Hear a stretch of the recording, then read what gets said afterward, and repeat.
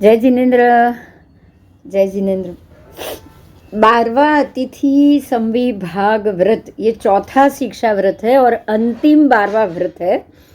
11वां पौषध व्रत तो हमने जान लिया।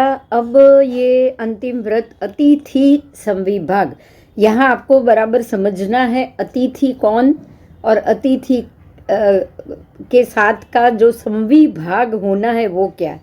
शब्द के ऊपर जाएंगे खास कि अतिथि किसको कहा गया है। मतलब आपके घर में कोई भी मेहमान आए वो अतिथि, ऐसा नहीं है। अतिथि में भी खास क्वालिटी होगी, तो वो क्या क्वालिटी है उसको हम जानेंगे। इसमें तिथि पर्व आदि लौकिक व्यवहार नियत ना हो। इसमें कोई भी तिथि या पर्व या उसी दिन आदि कोई भी लौकिक व्यवहार जब नियत ना हो, जिसका कोई उत्सव आदि नियत ना हो, ऐसे उत्कृष्ट अतिथि।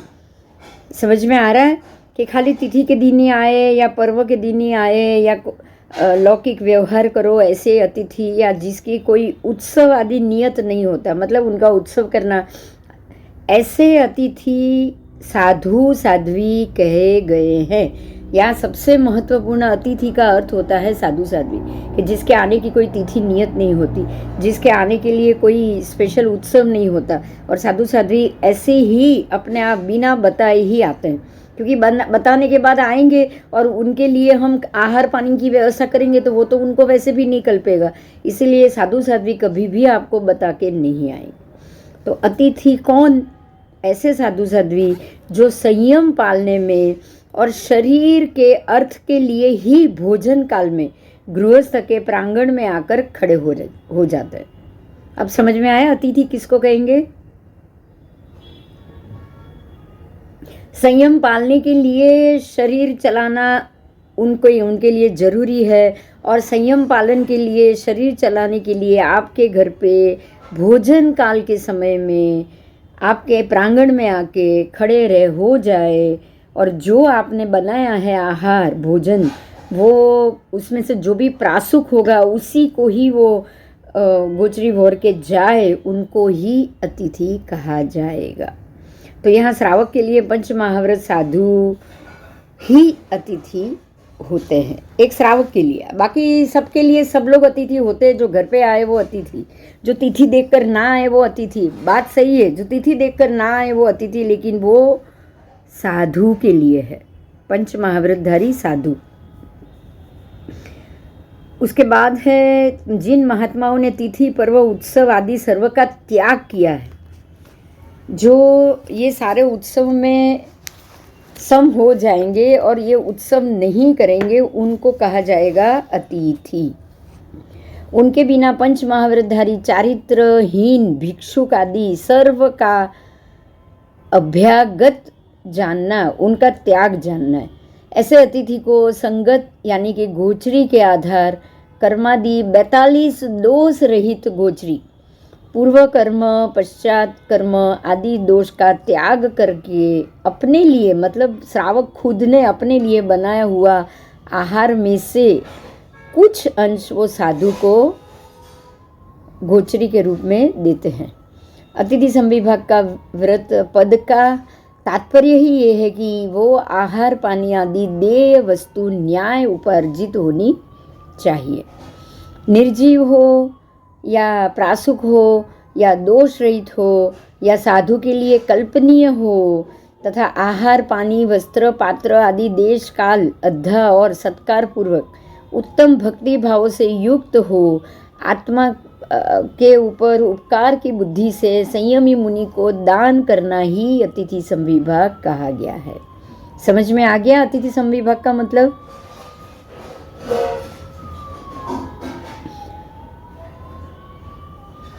यहाँ देश काल आदि कहा गया है, उसमें चावल आदि धान्य उत्पत्ति वाला क्षेत्र, मतलब जो धन धान्य से भरा हुआ क्षेत्र हो वो ही क्षेत्र को माना गया है। जहाँ क्षेत्र ही बिल्कुल निर्जन हो वहाँ मुनि भगवान जाएंगे भी नहीं।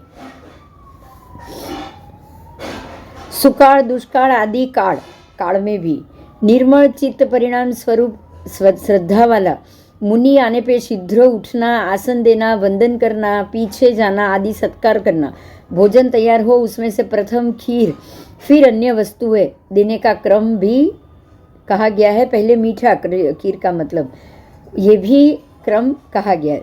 इस तरह देश काल आदि अनुसार दान देना, वो देश काल आदि उचितता पूर्वक दान कहा है।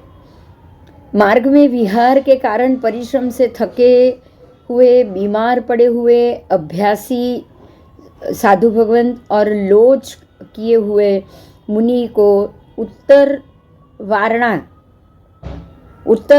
में दिया हुआ भोजन अत्यंत फलदायक होता है। ध्यान से सुनो, फिर से बोल रही। मार्ग में विहार के लिए जो परिश्रम हुआ है और उस वक्त थके हुए गुरु महाराज को आप दूध हो रहा हो, खीर हो रहा हो, बादाम आदि अगर उस वक्त योग्य हो तो वो चीज़, डाली हुई चीज़ खिलाओ ताकि उनकी थकान उतर जाए, तो ये अत्यंत फलदायी होता है। आप इस चीज़ का ध्यान रखो। तो उसके बाद अगर कोई मुनि खास करके बीमार पड़े हो तो उनके लिए ज़रूरी सूट पीपरामुल की गोली जो उनको तुरंत ताकत दे, या राब बनाओ, या फिर उनको ऐसा सूप बनाओ जो उनके लिए वृद्धिदायक हो, शक्तिदायक हो, तो ये भी अत्यंत लाभदायक फलदायक है। अगर कोई अभ्यासी महात्मा हो, बच्चे नाने छोटे बच्चे महात्मा है और वो पढ़ रहे हैं, तो उनको बादाम पिस्ता आदि डाला हुआ दूध दो या उसकी खीर बना के दो, तो ये भी उनकी सेहत के लिए वृद्धिकारक है। तो वो आपने ध्यान रख के अगर दिया होगा तो वो आप श्रावक के लिए अत्यंत फलदायक होता है। ठीक है। और लोच किए हुए मुनि, लोच किया हुआ है तो 2 दिन तक तो उनकी तबीयत में ठीक नहीं रहेगा, तो उस हिसाब से आप उनको साता लगे इस तरह का प्रासुक आहार बना के दो। तो ये उनके लिए, क्योंकि आपने ये सोचा कि भाई उनको शक्ति मिले, इसलिए शक्तिदायक आहार दिया ना, वही जरूरी। ये उत्तर वारणा कहा जाता है इसको। ऐसे मुनि को, चारों मुनि को ऐसी दी हुई चीज को उत्तर वारणा कहा जाता है और ये अत्यंत फलदायक होता है। आवश्यक चूर्णी की, पंचाशक चूर्णी आदि में अतिथि संविभाग की विधि इस प्रकार है। श्रावक को पौषध पार के पूरा करके मुनि को दान देकर ही भोजन करना है। मतलब आपने 11वां व्रत किया तो 11वां और 12वां दोनों लगभग साथ में जाएंगे, संघ में वो दोनों चीज़ साथ में होती, तो आपको ये पार के ही मुनि को दान देना है, उसके बाद ही उनको भोजन करना है। जब अपने भोजन का समय हो तब सुंदर वस्त्रादि वगैरह से अच्छी तरह से सुसज्जित हो उपाश्रय में जाओ, साधु को आहार पानी का लाभ देने के लिए विनती करो। उस समय साधु की भी ये मर्यादा है या समाचारी है कि एक साधु पल्ले का शीघ्र प्रतिलेखना करे, मतलब कि जो पात्रा या पाडला है उसका, और दूसरा पोरसी का करे, मुख वस्त्रिका का करे, और लोच तीसरा महात्मा पात्रों का झटपट प्रतिलेखना करे। और यदि ऐसा ना करे तो पौषध के उपवासी श्रावक को पारने में विलंब होगा। तो साधु को भी जल्दी करना है, नहीं तो वो पौषध के उपवास किए हुए श्रावक को पारने में विलंब लगेगा, नहीं तो अंतराय लगेगा। इसीलिए साधुओं के निमित्त से स्थापन दोष लगेगा, साधु को भी उसमें स्थापन दोष लगेगा। यदि श्रावक प्रथम प्रहर में आहार के लिए प्रार्थना करता हो तो साधु के लिए नौकारसी तक के प्रत्याख्यान को आहार ग्रहण कर ले। यदि नौकारसी तक प्रत्याख्यान ना हुआ हो तो किंतु पोरसी तक के प्रत्याख्यान को वो ग्रहण ना करे, क्योंकि उस आहार को संभाल कर रखना पड़ेगा। समझ में आया? यदि श्रावक बहुत जोर देकर विनती करे तो आहार लेकर उसे स्थान पे लाकर अच्छी तरह से संभाल कर रख दे। जो साधु पोरसी प्रत्याख्यान पूरा होते ही पारणा करने वाला हो तो भी उसको नौकारसी के समय ही आहार ग्रहण कर लेना चाहिए। देखो यहाँ ये महत्व दिया है। मान लो कि साधु को पोरसी के टाइम पे ही नौकारसी करने के आहार करने का नियम हो तो भी वो पौषध उपवासी श्रावक को नौकारसी के वक्त वो पारणा कर पाए। इसी कारण से साधु को नौकारसी के समय जाके गोचरी लेनी चाहिए, चाहे वो आके पात्रा ढक दे और वो खुद चाहे पोरसी पे नौकारसी उसका आहार करे। बात समझ में आ गई?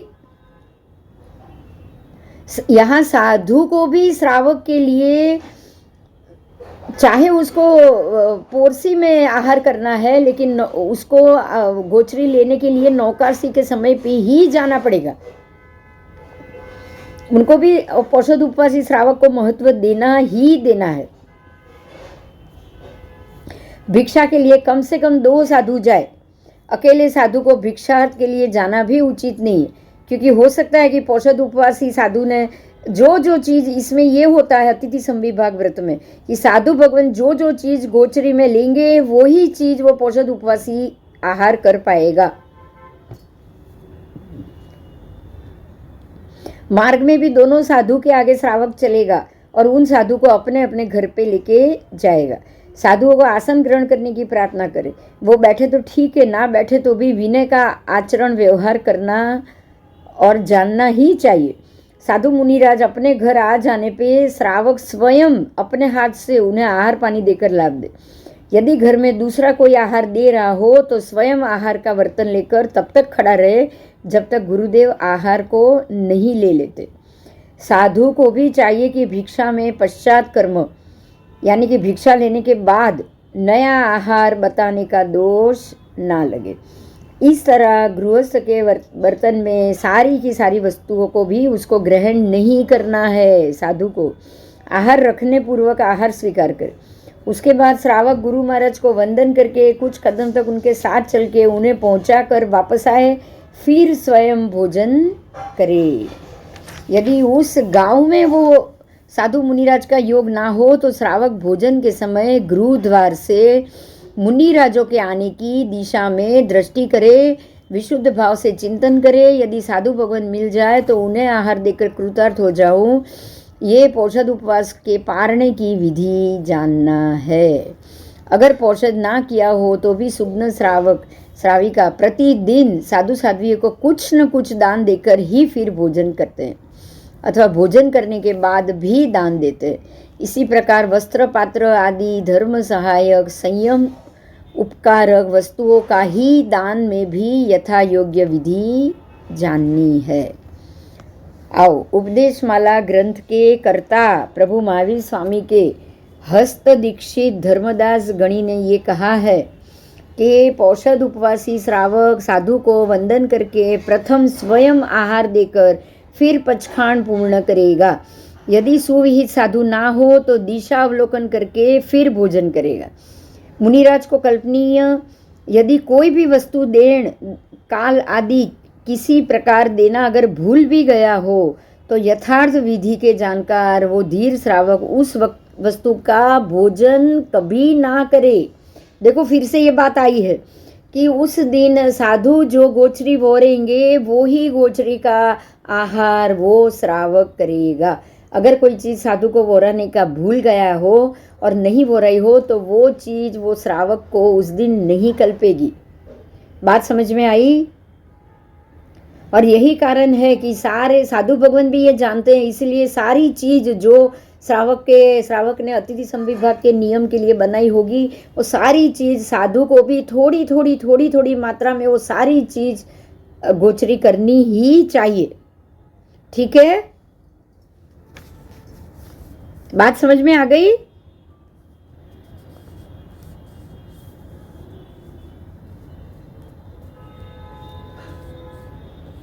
હા, એટલે અમારે ત્યાં તો છે ને બધાને સાથે જ કરાવી હતી દેરાસરમાંથી, કાશ્મીરી દેરાસરમાં. અને બધાનું સાથે જ બોરવા આવે અને સાત પોળસીના પચખાણ એકાશને કરાવી. અને એ પણ આ બધા લાભ પાચમનું પોષણ કરે ને પછી છઠના દિવસે અમારે અતિથિ સંવિભાગ જ હોય. પછી તેનું રહી જાય એ બીજી રીતે કરી લે. બરાબર. પણ આ તમે ચારે દિશામાં જોવાનું साधु भगवंत ना हो तो हाँ, मैंने नहीं समझा। चारे दिशा में इसलिए कि आपको अतिथि संविभाग व्रत है तो किसी को तो अतिथि बना के भोजन देना ही देना है ना। પણ ચાલો ચારે દિશામાં જોવાનું એટલે શું સાધુ ભગવંતને જોવાના नहीं, आप किसी न किसी अतिथि की राह देखो। अगर आप किसी आपके नगर में साधु मुनिराज ना हो तो की बात है।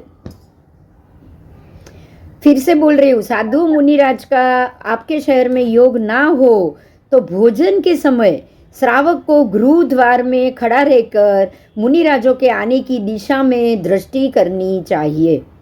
समझ में आई बात?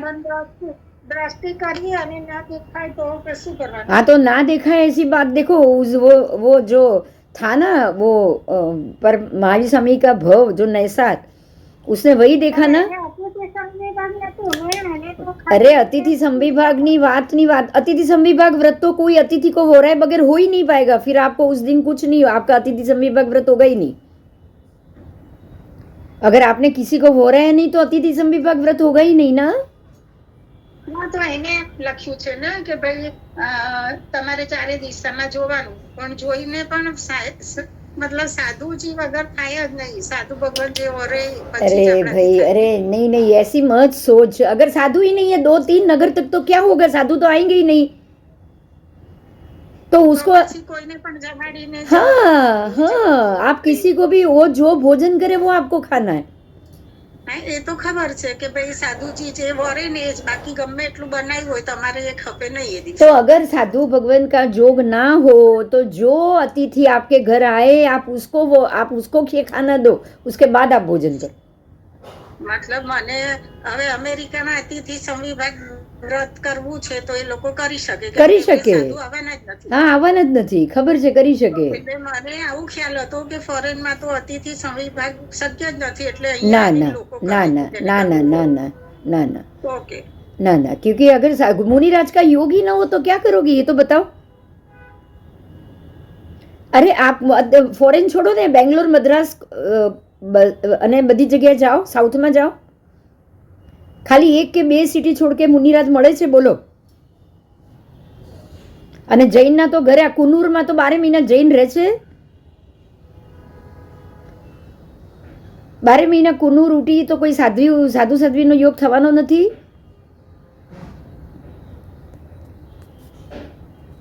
बराबर।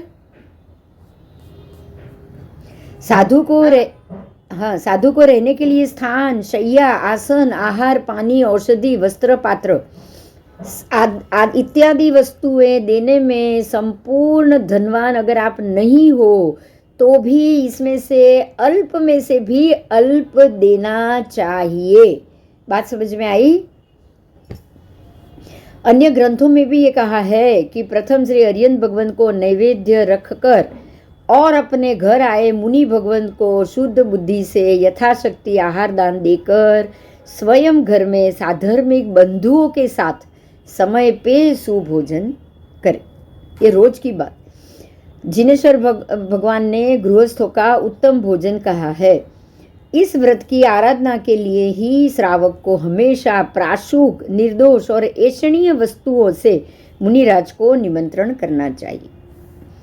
पौषध उपवास रहित, अगर मान लो कि किसी श्रावक ने पौषध उपवास नहीं किया है, वो श्रावक भी मुनिराज को दान देवे तो इस व्रत में उसको भी अंतर्गत गिना ही जाता है।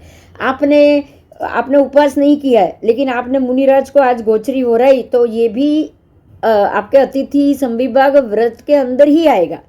जरूरी नहीं कि 11वां और 12वां दोनों साथ में करो, ठीक है। आज अगर आपके घर में जो मुनिराज आए, उन्होंने जो गोचरी ली है, जो आहार वही आहार आप अगर उस दिन कर रहे हो तो आपका अतिथि संविभाग व्रत हो जाएगा। इस व्रत की आराधना करने में अगर कोई अतिचार लगा हो तो उसकी निंदा रूप प्रतिक्रमण करने के लिए अब आगे गाथा बताई है। सचिते निखीवणे पिहीणे वव ऐसा मच्छरे चेव, मतलब कि ये अतिथि संविभाग नाम का जो 12वां व्रत है उसमें सचित निखीवण, मतलब सचित निक्षेपण हुआ हो। अगर सचित चीज का निक्षेप हो गया हो, सचित पिधान हुआ हो, पिहीणे, सचित निखीवणे पिहीणे, या तो सचित का निक्षेप हुआ या तो सचित का पिधान हुआ हो। वव ऐसा मतलब कि व्यपदेश हुआ हो, सचित का व्यपदेश हुआ हो। मत्सर्य हुआ हो, उसका मत्सर्य भी होता है, मत्सर्य हुआ हो। कालातिक्रम, अगर सचित जो है उसका काल अतिक्रम हो गया हो। दान में अगर ये 5 चीज हुई है तो ये चौथे शिक्षा व्रत का उसमें से अगर ये 5 में से कोई भी अतिचार हुआ हो तो मैं उसकी निंदा रूप प्रतिक्रमण कर रहा हूँ। अब ये पांचों चीज को डिटेल से समझेंगे। सचित निक्षेप अतिचार, सचिते निखी वणे, सचित निक्षेप अतिचार। मुनिराज के दान देने योग्य वस्तु ना देने की बुद्धि से अथवा अज्ञानता से सचित यानी कि सजीव पृथ्वी काय, पानी आदि सचित पदार्थों के ऊपर रखी हुई, उसके निक्षेप की हुई वस्तु, उसके ऊपर रखी हुई वस्तु, आप वोरा ने गए, मुनिराज ने पूछ लिया अरे ये ठीक है, और आपको देने की बुद्धि से बोल दिया हाँ हाँ ये तो ये बिल्कुल ठीक है, इसमें कोई भी आपको आप ये वोर सकते हो, लेकिन रखी कहाँ थी? पानी के ऊपर, सचित के ऊपर, सचित पानी के ऊपर, तो भी आपको अतिचार लगेगा। और अगर आप कोई वस्तु पड़ी है और मुनिराज ने बोला कि ये क्या है वो रहो, तो आपको उसको देना नहीं था, वो थोड़ी ही चीज़ है और आपको देना नहीं है, तो आप कह देंगे कि अरे नहीं नहीं गुरुदेव ये आपको नहीं चलेगा, ये सचित मिश्रण है, तो भी नहीं देने की बुद्धि से आपने नहीं दिया। समझ में आई बात? तो ये दोनों अतिचार लगते। आपने दोनों में झूठ बोला है, देने के लिए भी झूठ बोला है और नहीं देना है तो भी झूठ बोला है, तो ये हुआ सचित निक्षेप अतिचार।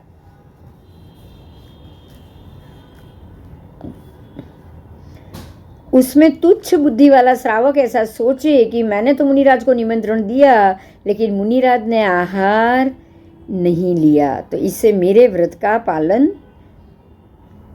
हुआ। यदि दान देने की बुद्धि से, नहीं देने की बुद्धि से भी व्रत का भंग हो सकता है, तो ये हुआ प्रथम अतिचार। दूसरा है सचित पिधान अतिचार। पिधान का क्या मतलब है?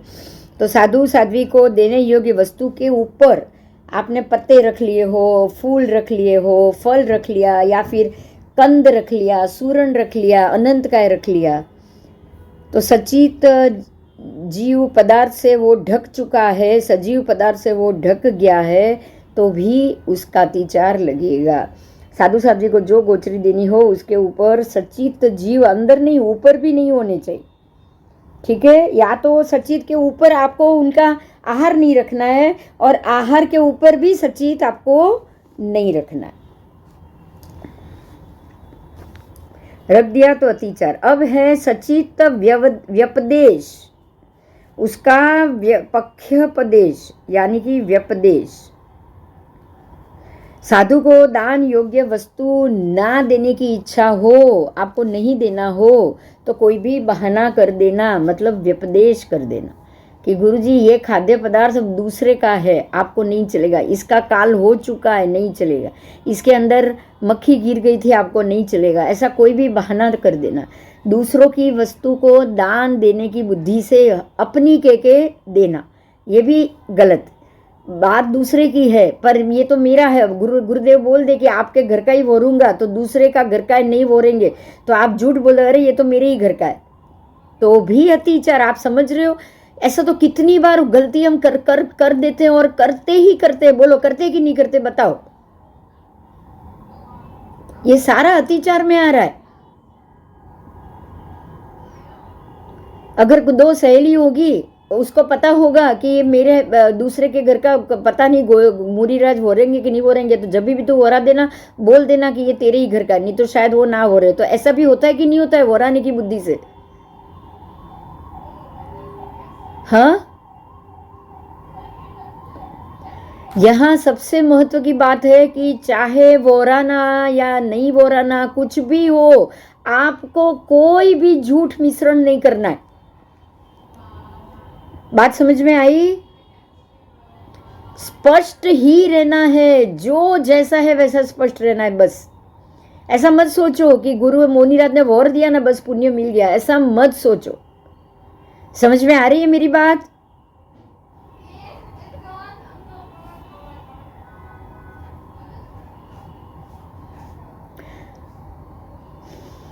दान योग्य विद्यमान पदार्थ मुनि के मांगने पर भी ये वस्तु मेरी नहीं है, दूसरे की है, तो वहां जाकर मांगो, ऐसा कहना भी अतिचार।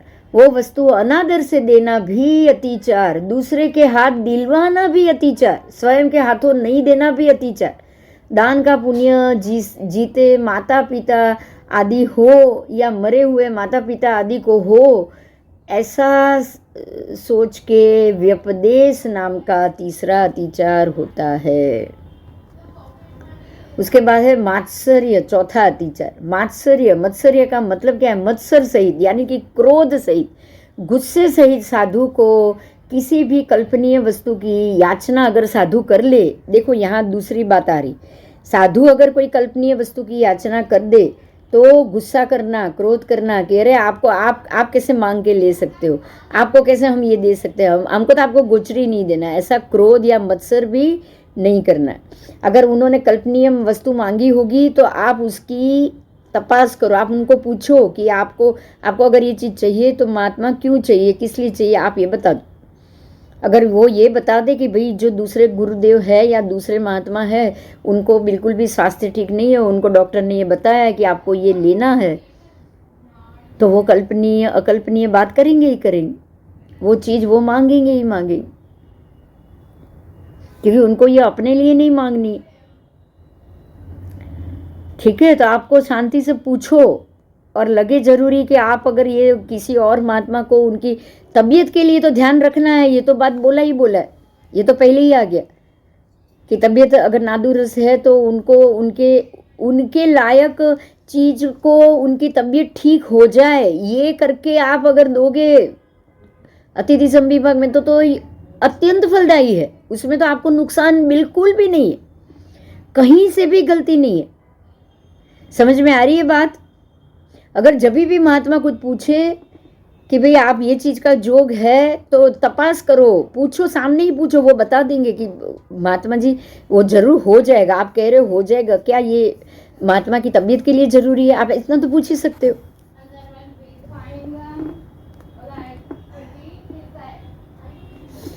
तो ये हुआ मत्सर, क्रोध करके नहीं देना है, नफरत से नहीं देना है, मत्सर करके नहीं देना है। मत्सर का मतलब ही वही है, दूसरे की संपत्ति या वैभव देखकर उस पर असहनता, अक्षमा वाला क्रोध करना मत्सर है। तो ऐसा मत्सर भाव हमें महात्मा के ऊपर तो बिल्कुल नहीं करना है। शिखामण देने नहीं बैठना है, आपको थोड़ी मांग की चीज चलेगी, आप क्यों मांग रहे हो, ये शिखामण आपको नहीं देना है, उसके पीछे भी बहुत बड़ा कारण होता है। इस अर्थ के अनुसार किसी निर्धन को दान देते समय उसे सहन नहीं करना और विचार करना कि क्या मैं उससे कम हूँ। इस प्रकार दूसरे के प्रति मत्सर यानी ईर्ष्या भाव रखकर दान देना चौथा अतिचार लगता है। ठीक है, क्योंकि हमको तो भक्ति से ही देना है, हमको कभी भी गुस्सा, ईर्ष्या या अपमान करके नहीं देना। अब पांचवा अतिचार है कालांतरी क्रम अतिचार। मुनि के भिक्षा के उचित समय बीत जाने के बाद मुनि को नहीं देने की इच्छा से आप निमंत्रण दो, आपका मन ही नहीं है उनको देने का कुछ भी, और अभी 2 बजे आप जाओ ऊपर से और पूछो कि गुरुदेव आओ गोचरी का समय, आपको जो ठीक है वो आप आके, मैं आपको आमंत्रण देने आया हूँ, आप गोचरी लेने आओ। तो ये तो समय निकल गया है। अब समय निकलने के बाद आप आमंत्रण देने जाओगे, निमंत्रण देने जाओगे, तो हो सकता है मुनिराज गुस्सा करके 2 बात आपको बोल भी दे, है ना, क्योंकि वो तो सब जगह से भिक्षा लेकर आ गए होंगे, तो अब तो कोई आने वाले हैं नहीं, तो इस तरह खाली में बोल के भी पुण्य कमा लूँ, ऐसा नहीं करना है, बिल्कुल नहीं करना है। ये उसको कहा गया है कालांतरी क्रम अतिचार। काल बीत जाने के बाद आपने उनको निमंत्रण दिया। ठीक है, तो ये भी विनती करी हो तो उसका भी प्रायश्चित। चलो आगे जाएंगे।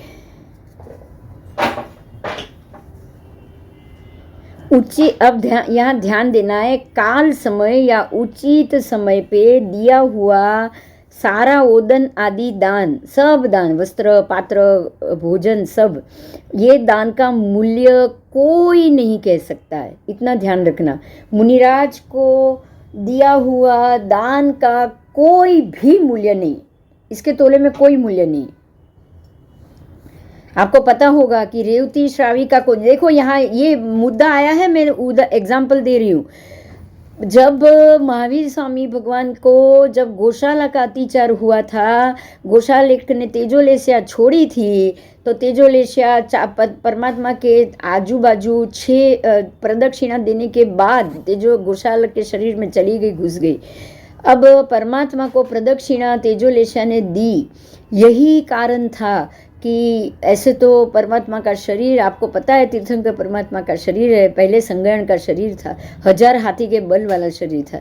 लेकिन ये तेजोलेशिया के प्रदक्षिणा देने के कारण परमात्मा के शरीर के अंदर उसकी स्पर्शना हुई और परमात्मा को लोई का झाड़ा शुरू हो गया।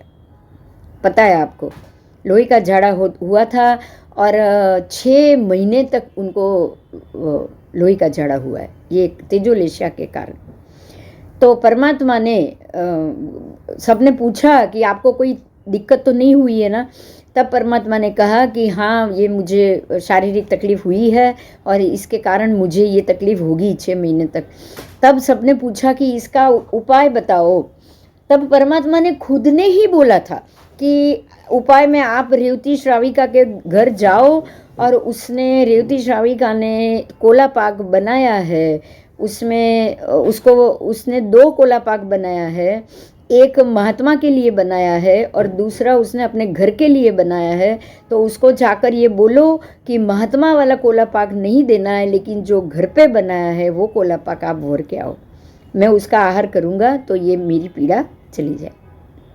अब समझ में आया यहाँ कि अब अगर कोई भी भोरने के लिए गया, जो भी भोरने के लिए गया, उसने बोला रेवती श्राविका को कि आपने जो अपने घर के लिए कोला पाक बनाया है वो भोराओ, तो क्या रेवती श्राविका को ये जवाब देना था कि आप सामने से पूछ के क्यों आए, मैं आपको नहीं भोराऊंगी, बोलो।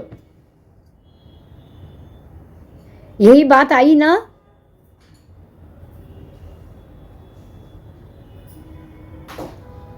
अत्याचार लगेगा कि नहीं अगर आप ऐसा बोलोगे? तो मत्सर से पूछोगे, गुस्सा करके पूछोगे क्या?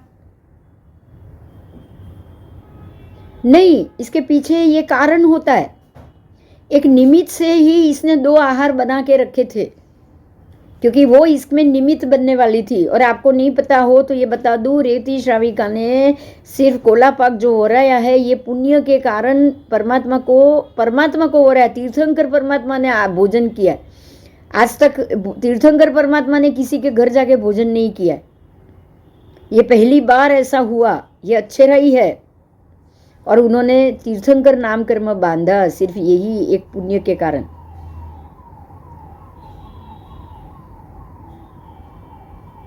समझ में आई बात? ये अतिथि संविभाग हुआ कि नहीं?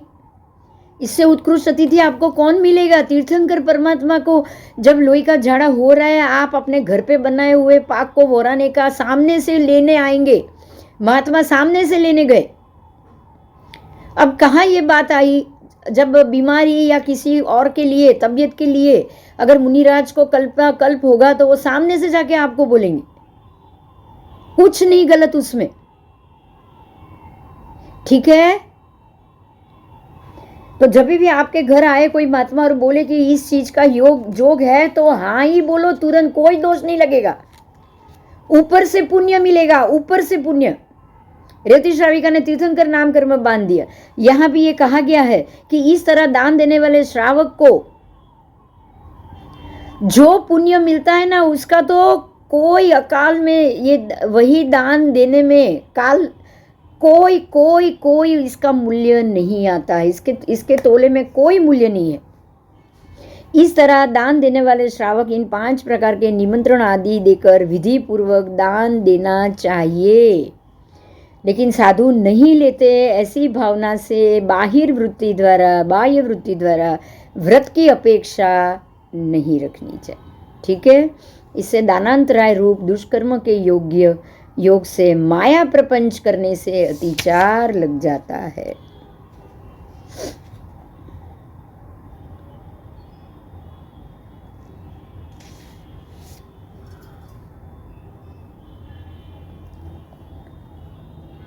आओ, दान देने योग्य प्रासुक आहार, पानी आदि वस्तुएं हैं, उसी का ही दान देने से अतुल फल कहा गया है।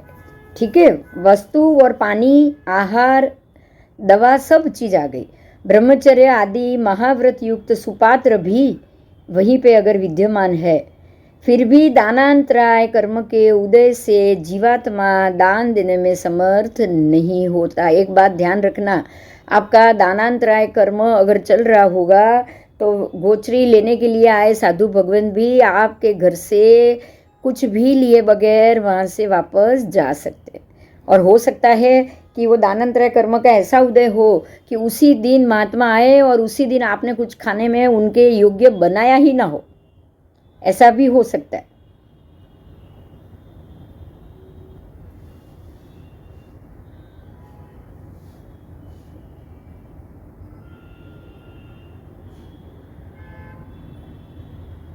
आओ, क्योंकि दानांतराय कर्म के उदय के कारण जीवात्मा दान देने में कभी भी समर्थ नहीं हो सकता। वो दानांतराय कर्म राजा के भंडारी के जैसा है। राजा का भंडारी, आपको पता है, भंडारी राजा के अखूट भंडार की रक्षण कर रहा है। जो धन का वो रक्षण कर रहा है, वो उसमें से एक कौड़ी भी उसको नहीं मिलती। समझ में आया? कुछ है ही नहीं उसका, फिर भी वो उसका रक्षण कर रहा है। ठीक है, और आप कितना भी मांगो वो आपको कुछ नहीं दे पाएगा, उसमें देने की बुद्धि होती ही नहीं। इसीलिए दानांतराय को राजा का भंडारी कहा गया है। वो देने की ना उसमें बुद्धि है और ना ही शक्ति है, दोनों में से कुछ नहीं। तो ऐसे ही जब दानांतराय का कर्म का उदय होगा तो ना आप महात्मा को देने की बुद्धि होगी आपके अंदर, या फिर अगर महात्मा आ भी जाए तो ना ही देने की क्षमता होगी, कुछ बना ही नहीं होगा उस वक्त कि आप दे पाओ। ठीक है, दान देने वाले को भी वो रोकता है। दानांतराय कर्म के दोष से जीव दान दे भी नहीं सकता और देने वाले को भी वो रोक देता है। उसको डबल चीज से वो बिहेव करेगा। नाम मैं खुद, मेरा अगर दानांतराय का उदय होगा तो नाम मैं खुद दान दूंगी और मैं किसी को भी यही बोलूंगी, अरे नहीं देना है, ऐसे कैसे, वो मांगने, वो तो आकर मांग लेंगे कि मुझे ये बना के दो, और हम लोग क्यों दोष में पड़े। हम लोग भी ऐसा उल्टा बोल देते, बोलते कि नहीं बोलते, बोलो, ऐसा उल्टा बोल देते। अब दानांतराय कर्म की बात चल रही है, उसके दोष से आप दान दे सकते हो और ऊपर से उसका और अशुभ फल ऐसा होता है कि आप दूसरों को भी रोकते हो। मतलब न करो ना करवा दो। समझ में आवे छे बात?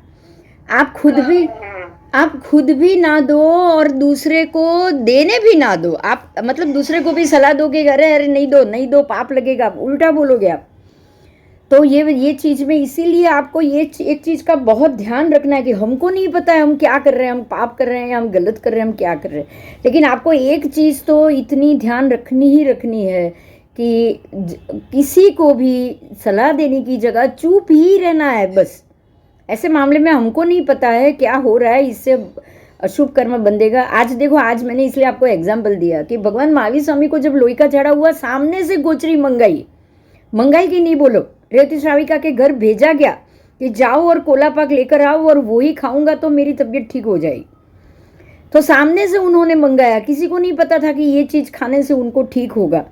तो जब सामने से जाके उन्होंने मंगाया तो आपको ये सीधी बात समझनी है कि सामने से मंगाने में तो कोई दोष ही नहीं तो भगवान बोलते भी नहीं ना। सामने से अगर आपके घर में कोई चीज आपके लिए बनी है और महात्मा बोले कि भाई आपकी ये चीज, आपके लिए ये चाय बनी है या ये है तो ये मुझे आप वो रहो, का तो सामने से बोले कि भाई मेरे को चाय चाहिए, वो सामने से वही बोलेंगे। जैसे रेवती श्राविका के घर गए, भी कोला पाक चाहिए, तो सामने से महात्मा के कोला पाक मांगेंगे तो क्या रेवती श्राविका को ये बोलना था कि अरे नहीं आप ऐसे कैसे मांग सकते हो, मैं नहीं दे सकती, आपने मांग के लिया तो मुझे दोष लगेगा? क्या ऐसा होगा क्या? नहीं होगा, क्योंकि परमात्मा को भोराने का तो उसको खुद को तीर्थंकर बनने का फल मिला हुआ है। तो हमें यही सोचना है कि ऐसी गलती हमसे ना हो। ठीक है, आओ, दानांतराय कर्म के दोष में से हमें बचना चाहिए। दूसरे दान देते हो तो उसको देखकर भी उसको दुख होगा जिसको दानांतरय का उदय होगा। वो किसी को दान देते हुए देख भी नहीं पाएगा। जैसे वो कपिला नार थी ना, वो दान बोल रही थी मैं नहीं दे रही हूँ, ये तो राजा का चम्मच दे रहा है, मैं नहीं दे रही हूँ, राजा बोल रहे नहीं तो मैं किसी को एक कोड़ी भी ना दूँ। तो ये दानांतरय का उदय। इस तरह कृपणता होने से व्रत भंग होगा। ऐसी कृपण व्यक्ति को तो कभी भी ऐसे व्रत का फल उसको मिल ही नहीं पाएगा, क्योंकि जब भी वो सोचेगी दान देना वो दे ही नहीं पाएगा।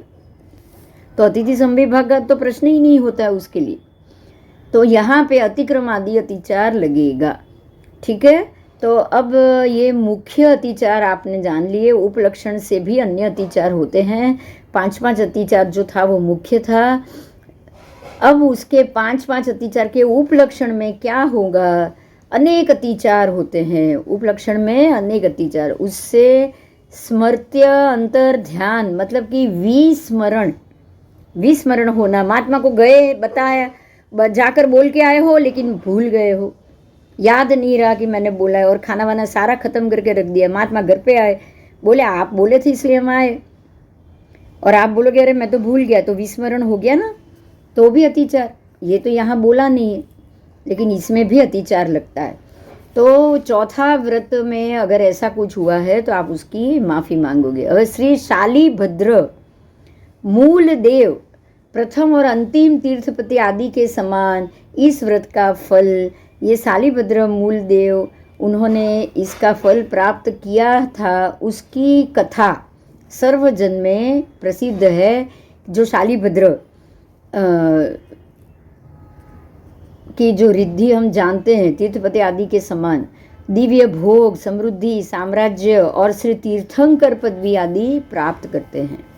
तो ये व्रत को लेकर इससे विपरीत आचरण करने वाला, अब ध्यान दो, ये व्रत पालन करने वाला तो तीर्थंकर पद तीर्थंकर पद तक पा सकता है, लेकिन अगर ये ये आप नियम लो और विपरीत आचरण करो, जैसे कि दानांतरय के उदय कारण आप कुछ भी दान ना दे पाओ, तो क्या होगा? तो सेवक बनोगे, दास बनोगे, दुर्गति होगी, ये सब आपको प्राप्त करना पड़ेगा। तो इस तरह से अतिथि संविभाग का व्रत है, उसके लिए एक कहानी है, वो भी मैं आपको अभी बता देती हूँ। 2 मित्र की कथा है। जम्बू द्वीप के पूर्व महाविदय क्षेत्र की बात है। केवली भगवान तो हर जगह की बात देखकर बता सकते हैं, तो ये बात भी जरूर केवली भगवान की बताएंगे, तो पूर्व महाविदय की बात हम लोग कैसे जान पाएंगे बताओ? तो ये भी किसी केवली भगवान की ही बताई हुई बात। वहाँ पुष्कलावती नाम का 8वां विजय है। पूर्व महाविदय के अंदर पुष्कलावती विजय 8वां विजय है, और उसमें जयस्थलपुर नाम का एक नगर है, और ये नगर में पद्मदेव नाम के एक सेठ है, और उनकी माता भी वहाँ पे है। वो उनका एक बेटा है, पद्मदेव का एक बेटा है, और उसकी बेटे की माता मतलब सेठ की पत्नी, देवकी नाम की उनकी पत्नी, वो जो पुत्र है उसका नाम है गुणाकर। ठीक है, तो ये पूरी विगत है। और वहाँ भी ये गुणाकर बिल्कुल बुद्धिशाली, चतुर, ऐसे उसका गुणाकर पुत्र का वर्णन है, जो बिल्कुल बुद्धिशाली है, चतुर है। अब वो नगर में पद्मदेव का एक दूसरा, उनके जैसा ही एक और श्रेष्ठी भी रहता है, धनंजय श्रेष्ठी। वो पद्मदेव का मित्र है, उसका भी एक बेटा है गुणधर। देखो, अब ये गुणाकर और गुणधर, ये दोनों की बात है। अब 2 सेठ है, दोनों के 2 नगर सेठ है, दोनों के 2 पुत्र है, तो दोनों के पुत्र में भी मित्रता है। तो ये गुणाकर और गुणधर, ये दोनों की बात यहाँ पे हो रही है। ठीक है, पर दोनों में से गुणाकर है वो तो बिल्कुल चतुर बुद्धिशाली है, लेकिन जो गुणधर है वो बिल्कुल निर्गुणी है। मतलब एक अच्छा है, एक गुणवान है, एक निर्गुणी है। अब दोनों में दोस्ती तो हो गई है, अब दोनों का स्वभाव भी विपरीत है, तो ये दोस्ती कैसी चलेगी, कहाँ तक चलेगी? बिल्कुल असमान है, दोनों एक दूसरे में असमान गुण वाले हैं। फिर भी जैसे हम बोलते हैं ना कि जो भी ऐसे भी दोस्ती या ऐसे भी 2 लोगों में मित्रता हो सकती है, क्योंकि ये तो कर्म के अधीन है, मित्रता होना तो बिल्कुल कर्म के अधीन। तो ये दोनों एक दिन घूमते घूमते किसी मठ के अंदर चले गए। मेरी बात समझ में आ रही है? स्टोरी अब तक समझ में आ गई? हाँ हाँ, अब दोनों घूमते घूमते किसी मठ के अंदर चले गए। मठ में किसी कुलपति उपदेश दे रहे थे, उनका उपदेश चल रहा था। तो अब ये अन्य कोई मठ है, मठ के कुलपति भी कोई नैमित्तिक है, कोई ज्योतिष जैसे हैं, और वो जैसे कि जैसे हम बोले ना सामुद्रिक शास्त्री, वो किसी का चेहरा या ये कुछ देखकर बता देते हैं, ऐसे हैं। और ये दोनों वहाँ पे उपदेश सुनने चले गए मठ में घूमते घूमते, और वो वहाँ बैठकर सब सुन रहे हैं। ठीक है, तो मठ के जो मठाधिपति है उन्होंने एक उपदेश दिया कि पिता के द्वारा उपार्जित लक्ष्मी को बहन के समान समझना चाहिए। मतलब वो मठपति ये कह रहा है कि अगर आपके पिता की लक्ष्मी हो तो उसको बहन की तरह समझो।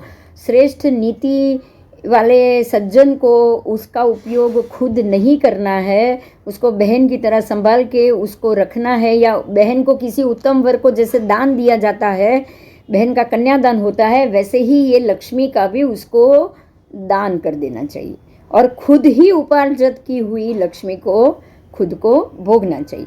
ऐसे उत्तम सज्जन को ऐसे कार्य करना चाहिए। तो अब ये सब चीज़ सुनी। अब ये और कुलपति ने कुछ और बात बताई। वो उन्होंने ये बताया कि माता का स्तनपान, मतलब जब माता का स्तनपान करना हो, अस्पष्ट बोलना हो, चपलता हो, निष्कारण हंसना हो, निर्लज्ज बन जाना हो कभी, या फिर वो धूली क्रीड़ा करनी हो, मतलब धूल में खेलने जैसी बात, और पिता की लक्ष्मी का उपभोग करना हो, ये सारी चीज़ बचपन में ही किया जाता है। समझ में आ गया आपको? जैसे कि माता का स्तनपान बचपन में ही किया जाता है, आप बड़े होके स्तनपान करोगे तो नहीं चलेगा। ऐसे ही ये बाकी की सारी चीज़ कि अस्पष्ट बोलना है तो बचपन में ही ठीक है, बच्चा काली काली भाषा बोलेगा चलेगा, बड़े होके बोलोगे तो लोग नहीं सुनेंगे। चपलता भी बचपन में ठीक है, निष्कारण हंसना भी बचपन में ठीक है, ठीक है। और निर्लज्ज बन के बाहर धूल उड़ाना या क्रीड़ा करना बच्चों को ही शोभा देता है, बड़े होके आप ये कुछ नहीं कर सकते। और ऐसे ही पिता की लक्ष्मी का उपयोग, बच्चा अगर पैसा वापस बाप से मांगेगा तो बाप देगा, लेकिन बड़ा हो गया है अब बोलेगा अब पैसा दो, तब बाप बोलेगा जाओ और खुद कमाओ। ठीक है, तो ये सारी चीज़ बचपन में ही भोग्य के योग्य होती है। अब ये दोनों ने ये श्लोक सुना और उन्होंने तब भी तय कर लिया कि अब हम पिता की लक्ष्मी का अल्प भी उपयोग नहीं करेंगे, अब हम खुद की ही कमाई हुई लक्ष्मी खर्च करेंगे। तो ये दोनों ये सोचे अब, लेकिन अब सोचा कि अब कमाए कैसे, कमाना कैसे शुरू करें, है ना, ऐसे किस उपाय से हमें ये लक्ष्मी मिल सकती है।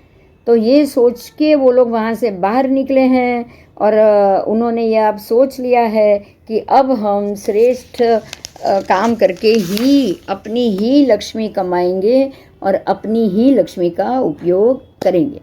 तो अब ये दोनों वहाँ से उठे। जैसे ही उठे वो कुलपति ने उसको बुलाया, नज़दीक में बुलाया और उसने, वो तो कुछ नैमित्तिक था, जो भी वो जो मठ का जो अधिपति था वो नैमित्तिक था, तो उसने सामुद्रिक शास्त्र जानता था। तो उसने उन दोनों को नज़दीक बुलाया और अपने सामुद्रिक शास्त्रज्ञ का उसको जो गर्व था, वो गर्व के कारण उसने ये दोनों के ऊपर आक्षेप करके एक बात बताई कि तुम दोनों नज़दीक आओ मेरे, देखो मैं सामुद्रिक शास्त्र जानता हूँ और मैं आपको कुछ बताना चाहता हूँ।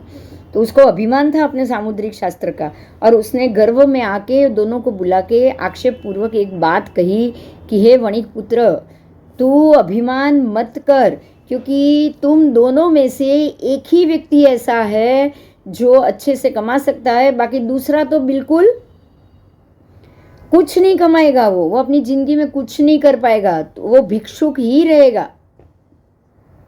तू अभिमान मत कर, तू कोमल वाणी वाला है, तू भिक्षुक के समान ही दूसरों की मेहरबानी पे ही सुखी हो सकता है। तो तू निर्लक्षण जैसी तेरी शोभा तेरे मित्र की सोबत से, मतलब ये जो तेरा दूसरा जो मित्र है ना, उसी के कारण तेरी शोभा है।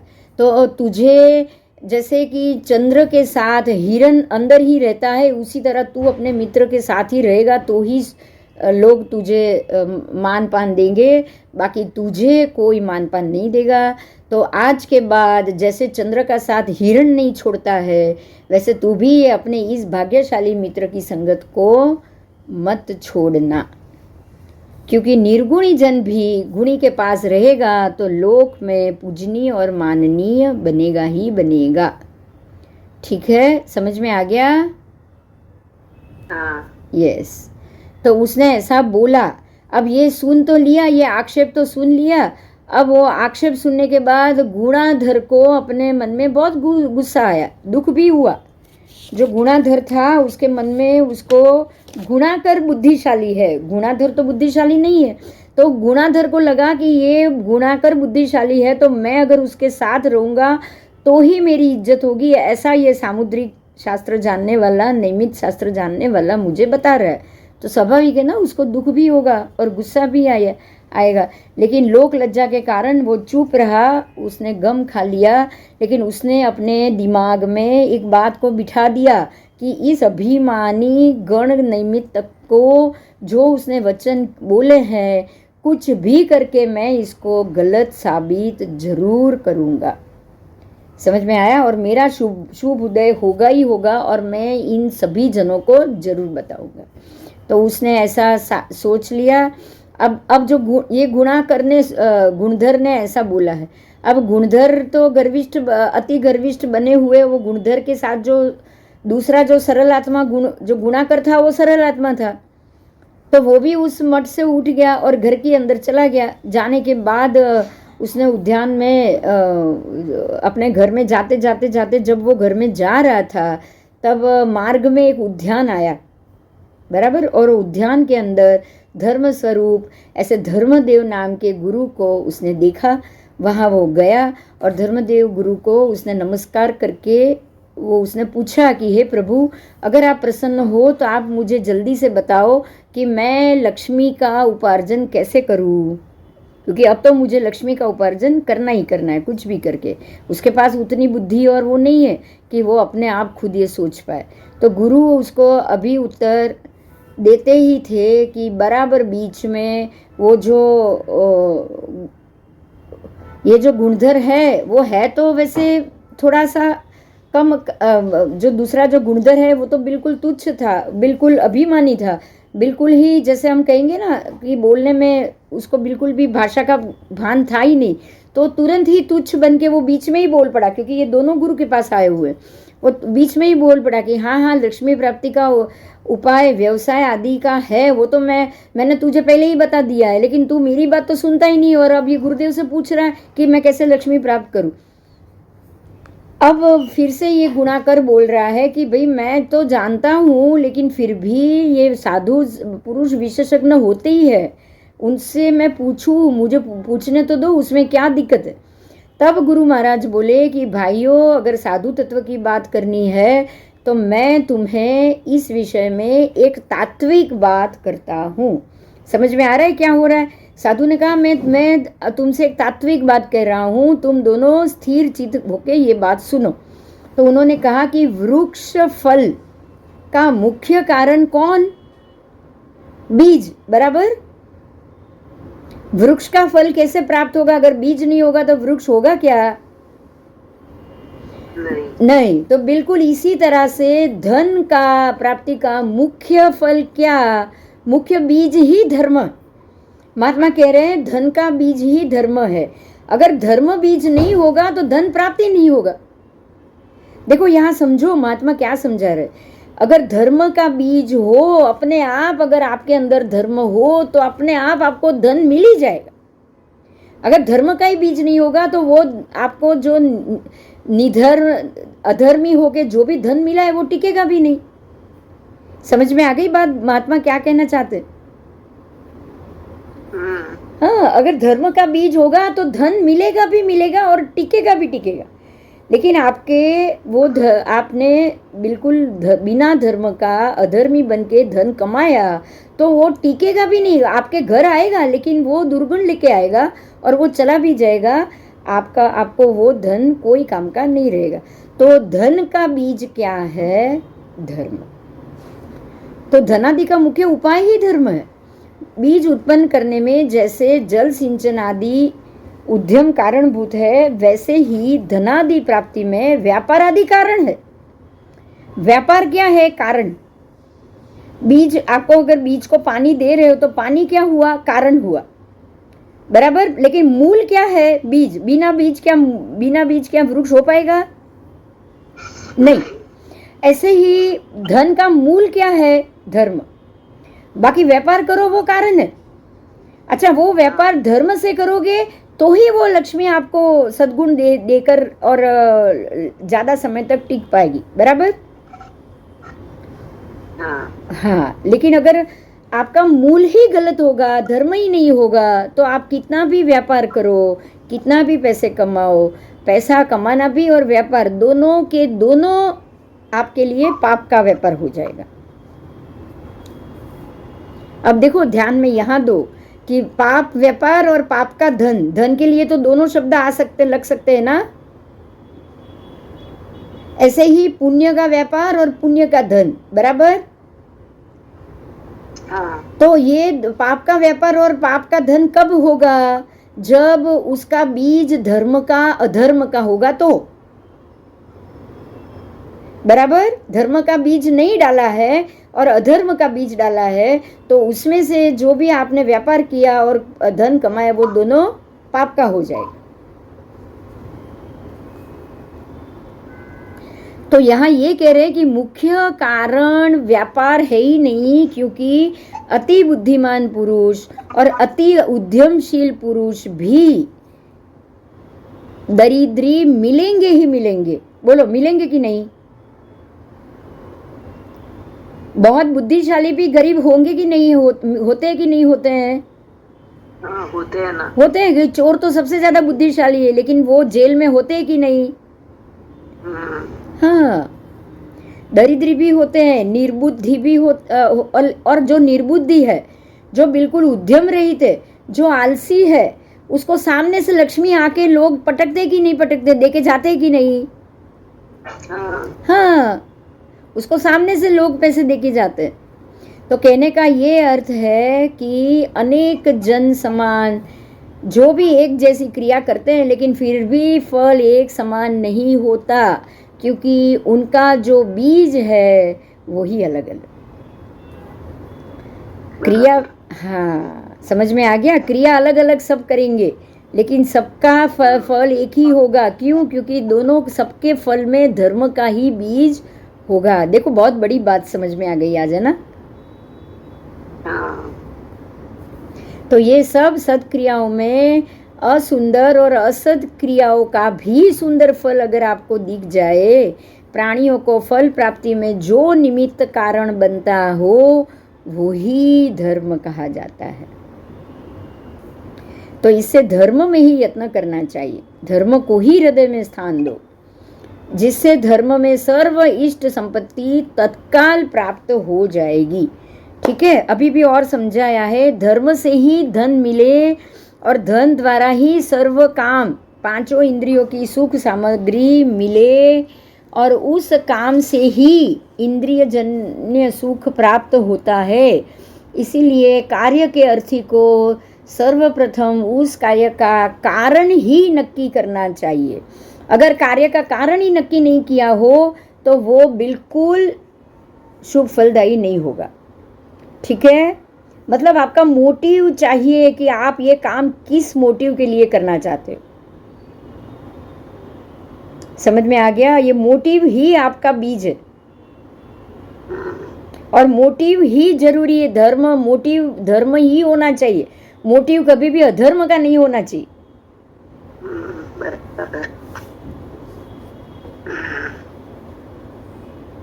आओ, ठीक है। तो कार्य के अर्थी को सबसे पहले उस कार्य का कारण नक्की करना चाहिए, बस। और फिर धन प्राप्ति का कारण धर्म ही है, तो धन के अर्थी को तो धर्म करना ही करना चाहिए, बराबर। तो ऐसा ज्ञानी पुरुष ने कहा है। अब धर्म की व्याख्या, धर्म तो जान लिया कि अगर धर्म का बीज नहीं होगा तो आपका कोई भी वृक्ष फलदायी नहीं बनेगा। तो अब धर्म क्या है, धर्म को जानो। धर्म के 4 प्रकार है। कितने? 4 प्रकार। दान धर्म, शील धर्म, तप धर्म और भाव धर्म। कितने? दान, शील, तप, भाव, ये चारों धर्म के 4 प्रकार। बराबर? हाँ हाँ। अब दान के भी 4 प्रकार। उसमें सबसे पहला दान धर्म। दान के कितने प्रकार? 4। पहला अभय दान, दूसरा ज्ञान दान, तीसरा धर्म उपदंष्ट, उसको बोलेंगे धर्मेपष्ट दान, धर्म के मतलब धर्म के कारण किया हुआ दान, और चौथा है इतर दान, अन्य दान। बराबर? 4 प्रकार का दान है। मृत्यु से भयभीत बने जीव का रक्षण करना ही सर्वदान में श्रेष्ठ दान है, वो है अभय दान। मतलब प्रत्येक जीव की रक्षा करना। सर्व जीव को सबसे प्यारा क्या चीज होता है? जीव होता है। अपना प्राण।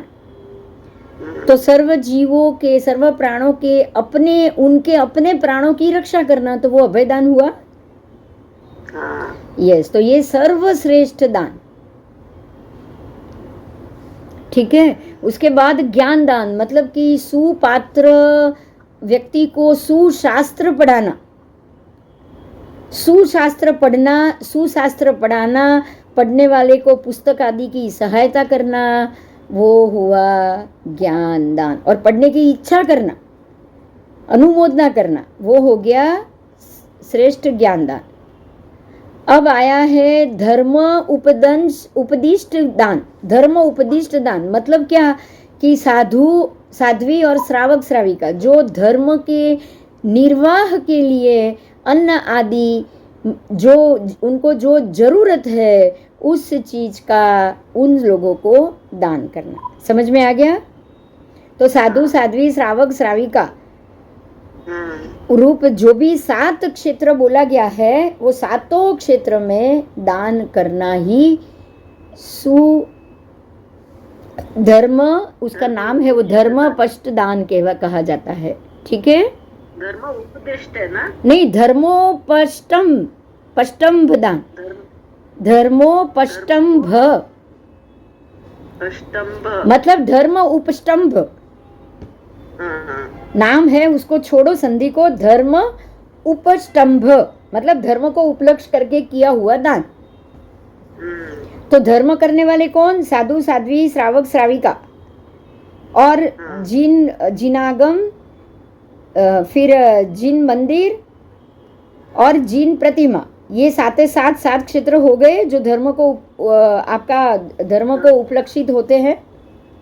ये 7 से ही धर्म बनता है। बराबर। बस। तो धर्म उपस्तंभ जो धर्म के आधार स्तंभ है। समझ में आ गया? ये अगर 7 स्तंभ नहीं है तो धर्म तो टिकेगा ही नहीं ना। बराबर। हाँ। तो उसके निर्वाह के लिए, 7 स्तंभ का निर्वाह करने के लिए आपको ये, जिसको दूसरा इसमें सीधा नाम क्या है पता है? सुपात्र दान। आप ये नाम से इसको जानते हो ना? सुपात्र दान पता है ना? बस। तो यहाँ शास्त्र में हमको ये, शायद हम लोग ये शब्द को नहीं समझ पाते होंगे, बोल पाते होंगे, इसलिए सुपात्र दान बोल दिया होगा। लेकिन ये इसका नाम है धर्म उपस्तंभ दान इज इक्वल टू सुपात्र दान। बराबर? क्योंकि पात्र योग्य होना चाहिए, पात्र धर्मी होना चाहिए। साधु, साध्वी, श्रावक, श्राविका, जिनागम, जिन मंदिर और जिन चैत्य, जिन प्रतिमा। तो ये 7 जब धर्म को स्तंभ ही है ना, आधार स्तंभ है कि नहीं बताओ? बस। तो उनके निर्वाह के लिए अन्न आदि जो भी दो, सब प्रकार का दान, ये हुआ सुपात्र दान। ठीक है। तो पात्र की योग्यता से ये पात्र दान भी गिना जाता है। देखो ये नाम आ गया। पात्र की योग्यता सुयोग्य होने के कारण इसको सुपात्र दान भी कहा जाता है। ये तीनों दानों का, आगे के 3 दान का मुख्य फल क्या हुआ? मोक्ष। बराबर? आप ये दान करोगे आप ये चीज छोड़ोगे तो आपको ये संसार छोड़ने की बारी आएगी। अगर ये सुपात्र को नहीं दिया, किसी और को दिया, तो संसार में ही रहना पड़ेगा ना। हाँ बराबर। बस। और प्रासंगिक फल देव गति चक्रवर्ती आदि पद है। और चौथा जो इतर दान है, इतर दान मतलब जो जिसको भी हम जानते हैं अनुकंपा दान, हमको पता है हम जो दूसरे लोगों के लिए अनुकंपा दान बोलते कि नहीं बोलते हैं, बोलो। हाँ बस आज ये 4 दान का अभय दान, सुपात्र दान, फिर कीर्ति दान बोलते हैं, पता है, यश दान बोलते हैं, मतलब वो ज्ञान दान आ गया है। और चौथा अनुकंपा दान। तो अनुकंपा दान, कीर्ति दान, औचित्य दान, ये सब इतर दान में आ गया। किस में आ गया? इतर दान। देखो आज अब आपको ये चारों दान में अलग अलग परफेक्ट नाम मिल गए हैं। सबसे पहला है अभय दान, सबसे मुख्य। दूसरा है सुपात्र दान, यानी कि दूसरा है ज्ञान दान। अभय दान के बाद सबसे महत्व का है ज्ञान दान। समझ में आ गया? हाँ। तीसरा है धर्म उपस्तंभ दान, यानी कि सुपात्र दान, जो धर्म के उपस्तंभ है उनको दान देना, यानी कि सुपात्र दान देना। और चौथा है इतर, इतर में सब यश दान, कीर्ति दान, प्रतिष्ठा दान, सब दान आ जाएगा। अनुकंपा दान, अनुकंपा दान, सब दान आ जाएगा चौथा। ठीक है? हाँ आओ। तो चौथा हुआ अनुकंपा, दया दान, ये सारा धर्म का अंग माना गया है। तो अब इसके बिना इतर दान में जो कीर्ति, उचित, लज्जा, प्रीति, प्रीति दान भी है, लज्जा दान भी है, ये सारा, ये सब केवल ये लोक में कीर्ति होगी। कीर्ति आदि दानों में कभी धर्म सहायक बनता है, कभी धर्म विरुद्ध भी बनता है। बनता है कि नहीं बनता है? आप नाम कमाने जाओ तो धर्मी बन के गए, ऐसा तो हो नहीं सकता ना, ऐसा हो नहीं सकता है। तो धर्म निर्वाह और धार्मिक बुद्धि से अगर ये दान हुआ तो धर्म का अंग बन जाएगा। ठीक है? तो शील। अब दूसरा धर्म समझ में आ गया, दान समझ में आ गया, दान समझ में आ गया। अब दूसरा धर्म है शील। दान धर्म समझ में आ गया, अब हम शील धर्म की बात करेंगे। दूसरा था शील धर्म। तो शील आदि भी कितने प्रकार के होंगे? तो एक तो सर्व से शील और देश से शील, दोनों आएगा। सर्व से शील मतलब ब्रह्मचर्य का पालन, और देश से शील मतलब स्वद्वारा संतोष, बराबर, स्व व्यक्ति से भोग। तो ये देश से शील हुआ। उसमें भी देश से ब्रह्मचर्य, स्वद्वारा संतोष और परस्त्री त्याग, ये देश से ऐसे 2 भेद हो गए। ठीक है? और दुसाध्य कार्य का साधक, तीव्र कर्मों का भी नाश करने वाला, ऐसा 6 प्रकार का बाह्य और 6 प्रकार का अभ्यंतर। ऐसे अब दान धर्म हो गया, शील धर्म हो गया, अब आया तप धर्म। अब क्या आया? तप धर्म। 6 बाह्य तप और 6 अभ्यंतर, ये 12 प्रकार का तप धर्म हो गया। तब 6 बाह्य 6 अभ्यंतर आपको पता है, और ये बार बार आएगा, लेकिन 12 तप धर्म 12 प्रकार के हैं, ये बात मालूम पड़ गई? हाँ। तो सर्व धर्मों का जीवन स्वरूप संसार छेदन एवं संसार छेदन, अनित्य, अशरण आदि કેટલી भावना है? कितनी भावना है? 12 भावना। देखो अब आपको ये दानशील तप भाव बहुत अच्छे से समझ में आ गया। दान धर्म है 4 प्रकार के, फिर तप धर्म, दानशील धर्म है 2 प्रकार का, तप धर्म है 12 प्रकार से, और ये भाव धर्म है वो भी 12 प्रकार से। ठीक है? बार भावना ही 12 भाव धर्म है। तो ये चारों प्रकार के धर्म की आपको परिभाषा टोटल समझ में आ गई। अब टोटल धर्म क्या है समझ में आ गया, बराबर।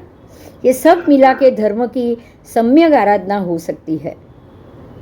अगर ये सब नहीं हुआ ना, ये सारे प्रकार इकट्ठे करके आपने आराधना नहीं की, तो वो धर्म की सम्यक आराधना नहीं हो पाएगी, बराबर। हाँ, आज आपको पता चला धर्म की व्याख्या कितनी विस्तृत है, बराबर। हाँ, तो इसकी सम्यक सहित आराधना करने से ही आत्मा मोक्ष सुख प्राप्त कर पाएगा। मोक्ष सुख या मोक्ष की संपत्ति उसके बिना नहीं मिलेगी। तो बुद्धिजीवी को धर्म करना चाहिए, मतलब ये कह रहे हैं आप दोनों को क्या करना चाहिए? सिर्फ धर्म करना चाहिए बस। मतलब आप अगर धर्म करो तो ये नियम दिमाग में रखो, आप अगर संसार में भी हो तो ये नियम दिमाग में रखो कि मुझे ये दानशील तप भाव के सारे प्रकार का में ही उद्यम करना चाहिए। अब आपको ये समझ में आ गया कि मुझे अगर धर्म में उद्यम करना चाहिए तो मुझे दान, शील, तप और भाव, यानी कि 4 प्रकार के दान, फिर 2 प्रकार का शील, 12 प्रकार का तप और 12 प्रकार की भावना में ही रत रहना चाहिए, तो ही मैं धर्मी हूँ, नहीं तो नहीं। समझ में आ गया? बहुत अच्छा है। आज तो बहुत ही खुल के बात हुई है, आज बहुत खुल के बात हुई। हमको पता ही नहीं था कि धर्म की इतनी बड़ी, मैं सिर्फ आज तक यही पढ़ाती थी, धारेते इति धर्म, मतलब आपके जो पद मिला है वो उसको निभाना आपका धर्म, मैं सिर्फ यही बोलती थी, बोलो आज तक। लेकिन धर्म के इतने सारे प्रकार से आप उसका पालन करोगे तो ही यथोचित धर्म आप निभा पाओगे।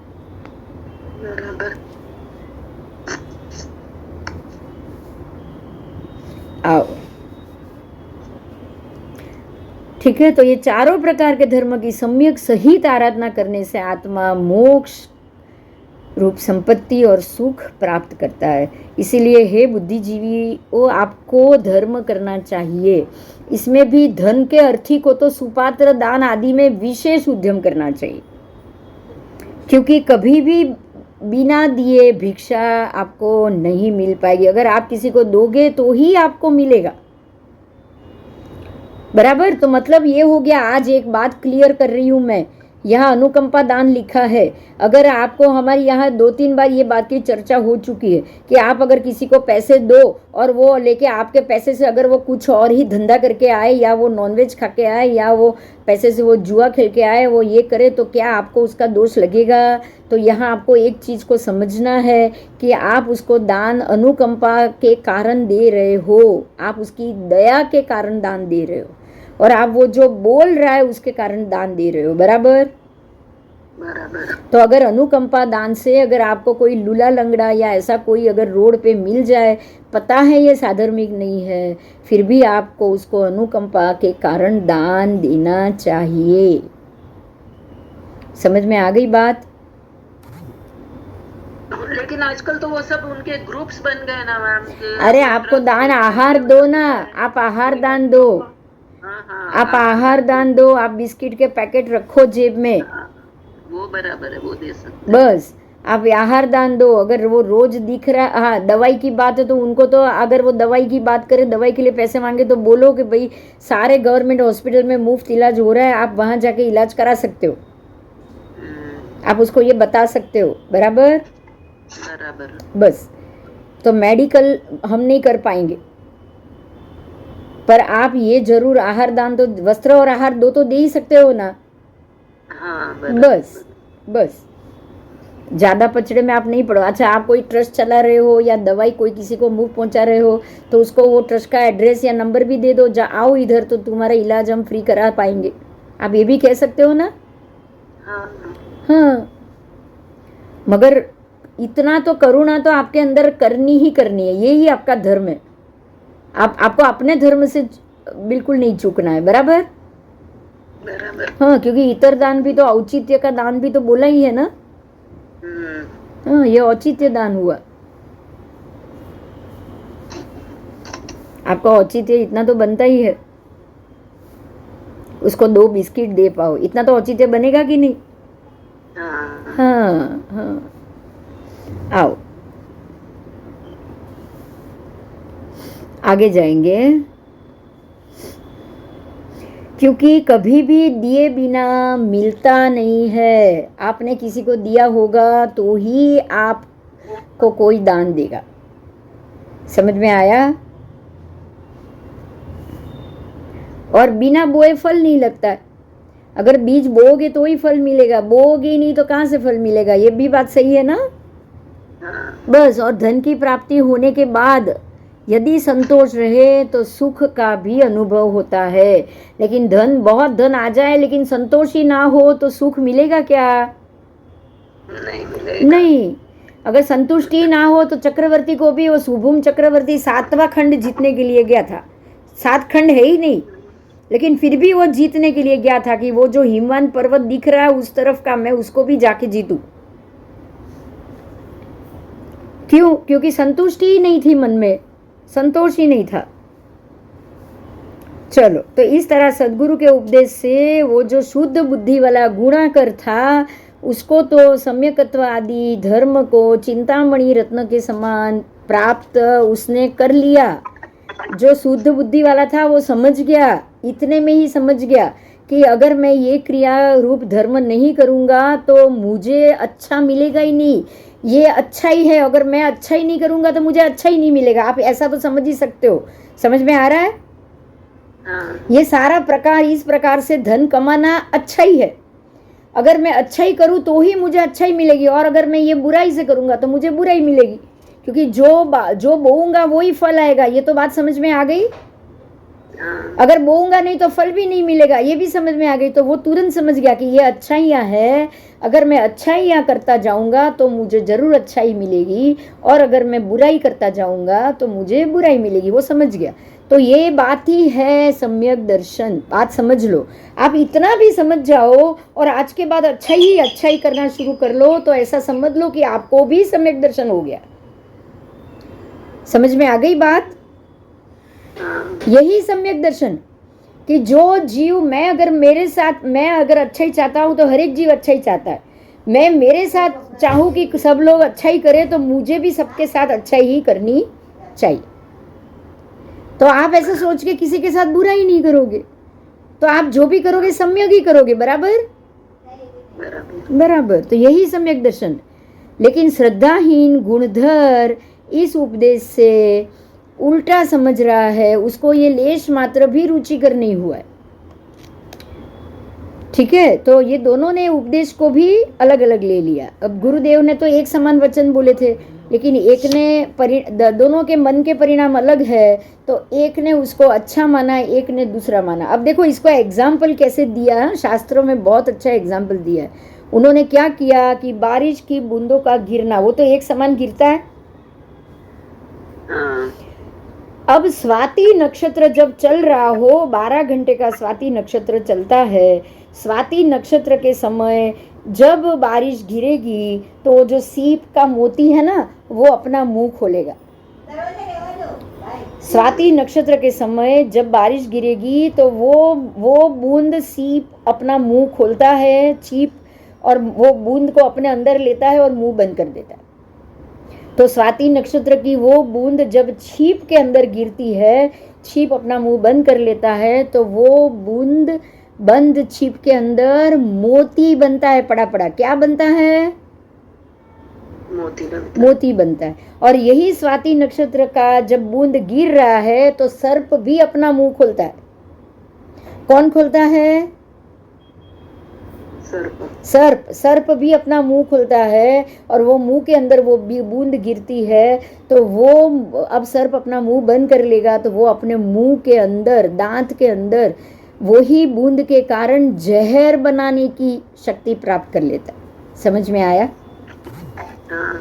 अब यहाँ ये हुआ क्या? वही ना धर्म के उपदेश था। एक की बुद्धि से वो मोती बन गया और दूसरे की बुद्धि में वो जहर बना कि नहीं बना? बस इतना बढ़िया एग्जाम्पल है ये कि बूंद तो स्वाति नक्षत्र की पानी की गिर रही है, लेकिन अगर छीप में गई तो मोती बना, और सर्प के मुंह में गया तो वो जहर बना। बिल्कुल इसी तरह गुरुदेव के मुंह से धर्म की वाणी निकली, लेकिन एक ने गुणधर ने उसको कड़वा धारण कर लिया, जहर धारण कर लिया, और जो गुणाकर था उसने उसको गुणवान बना दिया। आओ, ठीक है? तो सुपात्र कुपात्र में यही बात होती है, क्योंकि उनके मन में वो बुद्धि भरी हुई होती है।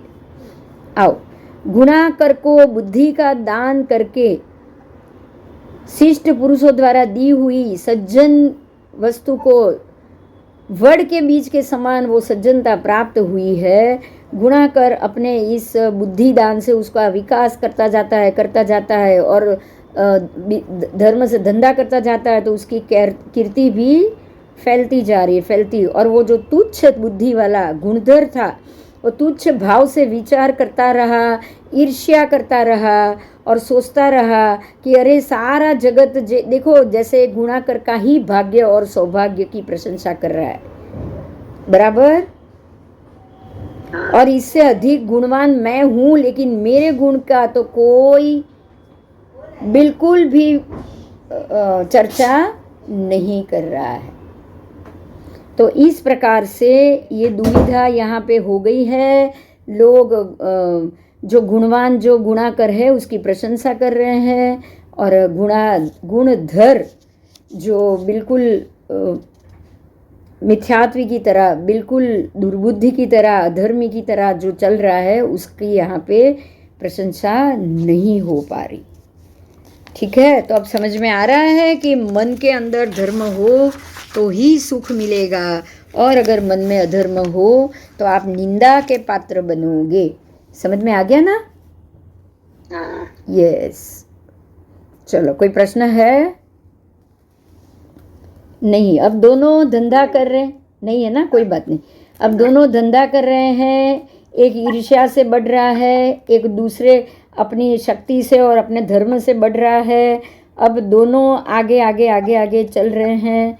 अब दोनों एक दिन किसी निमित्त तक से वापस मिले। समझ में आया?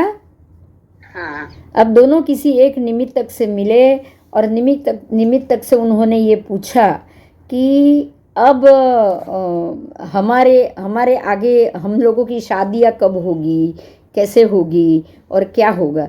तब निमित्तक ने ये उनको ये बताया कि भाई दो कन्याएं एक शहर में है, उसके पिता को भी वो यौवन वय की हो चुकी है, और वो दोनों कन्याओं को उसके पति ढूंढ रहे हैं।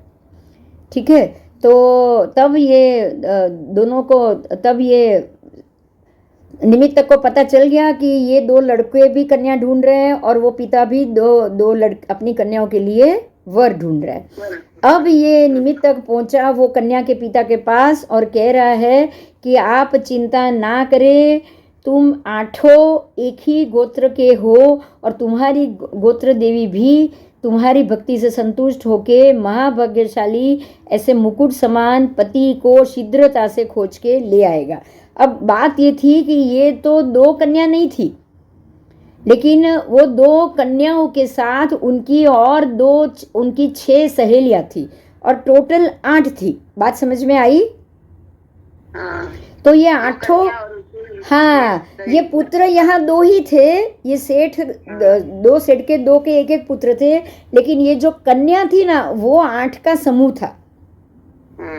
तो निमित्तक ने कहा कि भाई तुम 8 को योग्य पुत्र मिल जाएगा, पति मिल जाएगा, तुम्हारे ये 8 है, तुम दोनों को योग्य पति मिल जाएगा, तुम अपनी गोत्र देवी की पूजा करो। तो ये निमित्तक ने वो कन्याओं को गोत्र देवी को प्रसन्न करने के लिए बोला,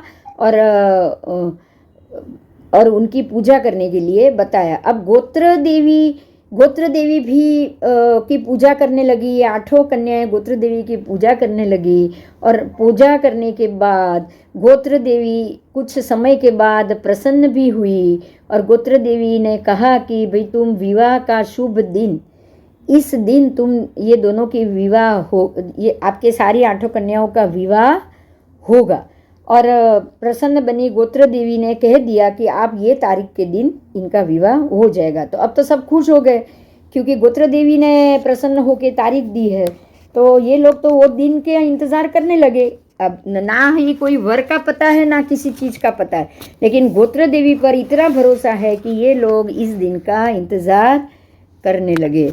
अब हुआ ये कि दिन तो आ गया, लेकिन अभी तक उस दिन कोई वर हाजिर नहीं हुआ। समझ में आया? दूल्हा हाजिर नहीं हुआ है। ये लोग तो गोत्र देवी के बताए हुए तिथि के तारीख के दिन शादी की तैयारी करके बैठ गए हैं, और ये नए प्रकार का विवाह है कि दूल्हा अभी तक कोई है नहीं, पता ही नहीं है और विवाह की तैयारी हो चुकी है। तो सब लोग भी कुतूहल से देख रहे हैं, अरे ये कैसा है कि पधारो पधारो, चलो चलो पधारो, शादी है शादी है शादी है, 8 कन्याएं तैयार होके बैठी है, लेकिन कोई भी दूल्हा तैयार सामने दिखाई नहीं दे रहा। समझ में आ गया क्या हुआ? हाँ, अब हुआ ये कि यक्ष, अब एक यक्षराज, जैसे यहाँ गोत्र देवी काम कर रहे हैं, वैसे एक यक्षराज थे जो गुणाकर को मार्ग बताते बताते उसको ये रास्ते पे यहाँ तक लेकर आए। ये कुदरत होती है ना, वो गोत्र देवी ने कहा है तो गलत तो नहीं होना चाहिए, होगा भी नहीं। तो गुणाकर को मार्ग बताते हुए एक यक्षराज बिल्कुल सेवक की तरह, चलो चलो आपको यहाँ आप जाना है, पधारना है, आप आओ, ये रास्ते से चलते चलते चलते चलते गुणाकर को मार्ग बताते बताते आकाश मार्ग से शीघ्रता से एक यक्षराज उड़े और गुणाकर को वो ये नगर में लाके उन्होंने रख दिया। समझ में आया क्या हुआ? उसको गुणाधर को नहीं लाया? नहीं, गुणाकर को लेकर आए, दोनों को लेकर नहीं आए। दोनों को लेकर नहीं आए। गुणाकर को यहाँ वो ये जो यक्षराज थे वो इसको गुणाकर को उठा के यहाँ लेकर आ गए। गुणाकर को, अब 8 कन्याओं का वर कौन धर्मात्मा होगा, ये सब लोग सोच रहे थे यहाँ बैठे बैठे कि भाई इसका पाणी ग्रहण कौन करेगा, कौन भाग्यशाली होगा, और किसी को ये पता नहीं है कि कौन आने वाला है, लेकिन बस जो भी होगा वो हम तो देवी के हिसाब से हम बैठे हुए हैं, ऐसा करके वो लोग तैयार होके सब बैठे हुए थे। अब यहाँ हुआ ये कि उसी नगर में जाने में असक्त, ये मेरा मनोरथ बेकार है, और जिस समय जो विचार करे वो उसी समय जिसको मिलेगा उसे ही विद्वान ने वस्तुतः भाग्यशाली कहा गया है। बात यह है कि भाग्यशाली किसको मानोगे? तो आप ये सोचो कि ये काम करना मेरे लिए बेकार है, आज मुझे यहाँ जाना बेकार है, मेरा काम नहीं होगा, और आप ये सोच के वहाँ जाओ ही नहीं। लेकिन ऐसी कोई घटना बने कि आप वो नगर में चले जाओ और आपको वो अचिंत्य तरीके से वो चीज़ मिल जाए, तो आप उसी को भाग्यशाली मानोगे कि नहीं? हाँ, तो यहाँ हुआ ये कि गोत्र देवी ने भी वो जो आया था ना, गुणाकर जो यक्षराज लेकर आए थे ना, उसको गोत्र देवी, अब यहाँ गोत्र देवी 8 कन्याओं के साथ बैठी है, उसने देखा कि ये एक यक्षराज है जो गुणाकर को लेकर आ गए हैं, तो उन्होंने क्या किया, वो गुणकर को उठा के विवाह मंडप में लाके स्थापित कर दिया। तो ये भाग्योदय से हुआ। यस, तो पुण्यवंतों की यही इच्छा और यही फल है, और गुणाकर है भी बहुत कांति वाला, बहुत ही उत्तम है, ऐसी उद्घोषणा करके देवी ने गुणाकर के ऊपर पुष्प वृष्टि कर दी और विवाह मंडप में बैठी 8 कन्याओं का विवाह गुणाकर के साथ हो गया। यस, समझ में आ गई ना बात पूरी? अब उस दिन शाम को हुआ ये कि ये 8 का विवाह हो गया, और जो यक्षराज थे वो 8 कन्या के साथ गुणाकर को वहाँ से उठा के उसके वापस घर में, उसके नगर में भी लेकर आ गए। अब हुआ ये कि यहाँ से गया था गुणाकर अकेला और आया 8 कन्याओं के साथ, तो नगर में सब उसको मिलने जैसे आए, वैसे उसका मित्र गुणधर भी मिलने के लिए आया। बात समझ में आ गई? सब उसको मिलने आए, गुणधर को मिलने गया। तो उस रात्रि घर नहीं आने से उसके माता पिता अत्यंत खेदित हुए, क्योंकि गुणधर किसको मिलने गया था? गुणाकर को। तो माता पिता को खेद हो गया और वो उन्होंने बहुत खोज की, लेकिन उनको ये बात क्या थी? गुणाकर को वो यक्ष लेकर चला गया था, बराबर? तो वो गया, शादी हुई और वापस आया तो वो रात्रि में तो गुणाकर था नहीं, तो माता पिता को तो बहुत दुख हुआ कि अरे मेरा बेटा कहाँ चला गया। तो सुबह तो, और जब सुबह उन्होंने देखा माता पिता ने कि अरे आपका पुत्र तो अब कोई एक ज्योतिष आया वहां पे, माता पिता के पास एक ज्योतिष आया और ज्योतिष ने प्रश्न कुंडली बनाई, और ज्योतिष ने प्रश्न कुंडली, और ज्योतिष तो ऐसे होते हैं ना निमित्तक और ज्योतिष, जो बता देते हैं कि भाई आपका बेटा कहाँ है। तो ज्योतिष ने उस समय के ग्रहों नक्षत्रों को देखकर एक निर्णय लिया और उसने उसके माता पिता को बोला कि आप अपने बेटे की चिंता मत करो, आपका बेटा रात्रि के समय यहाँ से गया है और वो बिल्कुल सुखरूप है और उसको अति प्रसिद्धि मिली है, अति धन मिला है, आप अपने बेटे की बिल्कुल भी चिंता मत करो, उसकी चिंता छोड़ दो। समझ में आई बात? हाँ, तो उसको ऐसा बोला कि आप अपने पुत्र की चिंता मत करो, आपका पुत्र यहाँ से पूर्व दिशा में गया है और पूर्व दिशा में वहाँ पे वो बिल्कुल सुख से है, तो आप उसकी चिंता छोड़ दीजिए। अब ये बात हुई। अब हुआ ये कि बेटा तो वहाँ पे ही है, सातों पत्नियों के साथ आराम से, आठों के साथ वो मजा कर रहा है और यहाँ पे माता पिता अकेले हैं। ये सिचुएशन में एक दिन राज्यसभा में, अब यहाँ तीसरी जगह बात हो रही है, राज्यसभा में इंद्र की परिषदा के अंदर नारद मुनि के समान, जो श्रीपुर नगर के अंदर एक और जन, धर्मी जन था। जैसे नारद होते कि नहीं, इंद्र की सभा में नारद कैसे जाके बात करके आते हैं, बिल्कुल इसी तरह के ये जो राजा था, श्रीपुर नगर का जो राजा था, उसके पास ये जो उसका पुत्र एक सुभट आया है, आगंतुक सुभट आया है, और सुभट ऐसा कह रहा है कि आपके नगर में जो एक गुणाकर करके वणिक पुत्र है, उसको मैंने वो नगर में 8 कन्या के साथ पति सुख भोगते हुए देखा। समझ में आया? हाँ। जैसे पता है नारद मुनि ने ऐसा ही किया था, वो द्रौपदी का जो हुआ था ना, अच्छे न तब ऐसा ही किया था कि मैंने द्रौपदी जैसी स्त्री वो घातकी खंड में उसके राजा के महल में देखी। बिल्कुल ऐसा ही ये आके यहाँ कह रहा है कि मैंने ऐसा ही पुत्र 8 कन्याओं का पति बना हुआ, आपके जो वणिक पुत्र है आपके नगर का गुणाकर, मैंने वैसा ही गुणाकर ही मैंने वहाँ पे देखा। तो अब गुणाकर का पिता ने ये विचार किया कि अगर ये निश्चय मेरा ही पुत्र होना चाहिए जो कह रहा है, तो ये बात सुन के उनके हृदय में भी बिल्कुल उल्लास हो गया, वो खुश हो गए। ज्योतिषी ने भी ऐसा ही कहा था कि आपका बेटा अपने आपको अपने बेटे का स्थान पता चल जाएगा और आपका बेटा ऐसे ही बिल्कुल सुखी होके रह रहा है। तो यही मेरा, ये जो कह रहा है वही मेरा पुत्र गुणाकर है।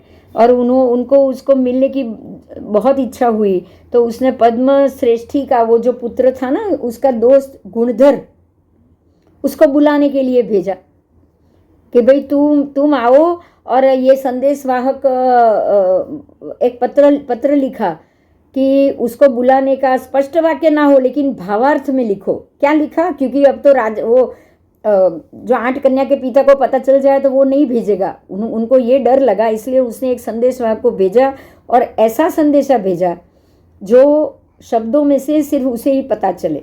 तो वो संदेशवाहक भी जल्दी ही श्रीपुर नगर गया और वो पत्र उसने गुणा करके हाथ में दिया। गुणाकर ने वो पत्र को खोला, हर्षपूर्वक पढ़ा और इस प्रकार से स्वस्ति श्री जयस्थल नगर से लिखे हुए पद्म राजा अपने पुत्र गुणाकर को अत्यंत स्नेहपूर्वक अवगत कराता है कि श्री हरिहर परमात्मा और सद्गुरु की कृपा से हम कुशल है और हमारे हर्ष के लिए तुझे भी तेरी कुशल कथा तुरंत अवगत कराना। अब पत्र लिखने का ये प्रयोजन है कि हे आर्य, दीर्घ काल में तेरे वियोग के कारण हम बिल्कुल सूने पड़ चुके हैं, अमृत रस के समान हमारा भोजन सूना पड़ चुका है और हम तुमसे मिलने के लिए बिल्कुल अधीर बन गए हैं। तो तुम हमारी व्यग्रता दूर करने के लिए शीघ्र से यहाँ चले आओ। तो हे चतुर, माता पिता की उपेक्षा करके ससुराल में ऐसे स्थिरता करोगे तो ये सत्पुरुष को कैसे शोभा देगा। तो इस प्रकार से ये पत्र पढ़कर आप समझ रहे हो क्या हुआ है। माता पिता ने ये पत्र लिखा है और ये पत्र उन्होंने गुणाकर को दिया। हाँ, तो अब ये पत्र पढ़ने के बाद गुणाकर का जो मित्र था, गुणधर था, वो अनेक गाड़ियां भरकर परदेश गया हुआ था, तो उसको ये अनाज बेचकर बहुत धन कमाना था, और वो ये सोच के ये बिल्कुल उसके हाथ में ये पत्र आ गया, उसके हाथ में ये पत्र आ गया। अब ये बिल्कुल खुश होके नाच रहा है। बुद्धि में तो वो दुर्बुद्धि है ही,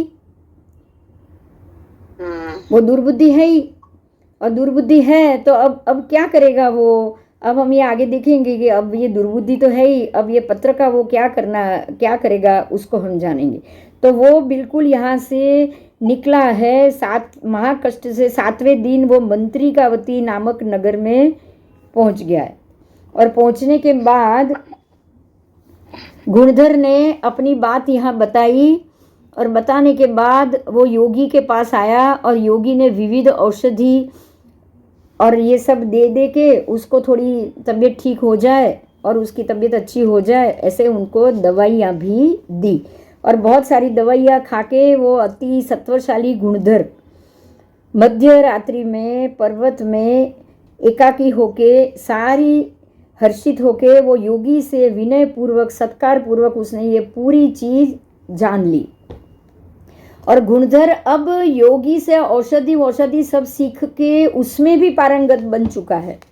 और ऐसे गुणधर से मिलने के लिए गुणाकर वो पत्र लेकर जा रहा है मिलने के लिए। हुआ ये है कि गुणाकर अपने दोस्त के पास जा रहा है, लेकिन दोस्त अब सामान्य नहीं रहा। गुणधर 7-8 पत्नियों का पति बन चुका है, बहुत सारी औषधियों का जानकार बन चुका है, और वो राजा और सबका अति मान्य भी बन चुका है। तो अब जब गुणाकर इसके पास आता है तब वो जान रहा है, अब इसके नगर में पहुंचा है तब उसको पता चला है कि अरे गुणधर तो बिल्कुल नगर शेठ जैसा बन चुका है। उसके पास अति संपत्ति भी है, अति ज्ञान भी है, 8-8 स्वरूपवान पत्नी भी है, सब कुछ है। अब समझ में आ रहा है वो दुर्बुद्धि गुणधर ईर्ष्या से कैसा और कितना जलेगा। हाँ, तो अब वो बिल्कुल जल के खाक हो रहा है, और अब वो बिल्कुल निंदा कर रहा है। वो अभी गुणाकर की ईर्ष्या के कारण निष्कारण निंदा कर रहा है। ये बोल रहा है कि अरे ये तो दुर्बुद्धि है, ये निर्भागी है, ये मिथ्याभिमानी है, ये आप मूर्ख शिरोमणि है, ये निर्लज है, ये धृष्ट है, ठीक है, ये अधमा अधम है, और आप उसको इतनी पत्नियां बना के बैठे हो, आपको पता ही नहीं है कितना हल्का है। मैं उसका दोस्त हूँ, मुझे पता है कि ये अपने गांव में देखो, ये इसके माता पिता का पत्र देखो, ये उसको भी दुखी करके आया है। इसके माता पिता भी ये लिख रहे कि तू यहाँ से चला गया है तो हम लोग दुखी हो चुके, और ये अपने माता पिता की तरफ जाकर वापस जाकर इसने देखा तक नहीं है। अब समझ में आ गया कि इसने उसके लिए कितना बुरा बोला, ये बात समझ में आ गया। यस, आओ जय जिनेंद्र। अने कल नहीं, अभी तो सोमवार को, क्योंकि अभी तो इसके अत्याचार भी बाकी है, तो ये वार्ता भी सोमवार को ही खत्म करो। चलेगा। हाँ, चलो ठीक है, क्योंकि अभी भी 1.25 घंटे का तो एपिसोड हो चुका है, 1.25 घंटे का, ठीक है। हाँ जी। तो अभी ये स्टोरी यहाँ तक आए हैं हम, और बाकी का पूरा इसका अतिथि संविभाग से रिलेटेड ही ये उदाहरण है, तो वो और इसके अत्याचार वो दोनों हम सोमवार को करें। चल, जय जिनेंद्र, जय जिनेंद्र।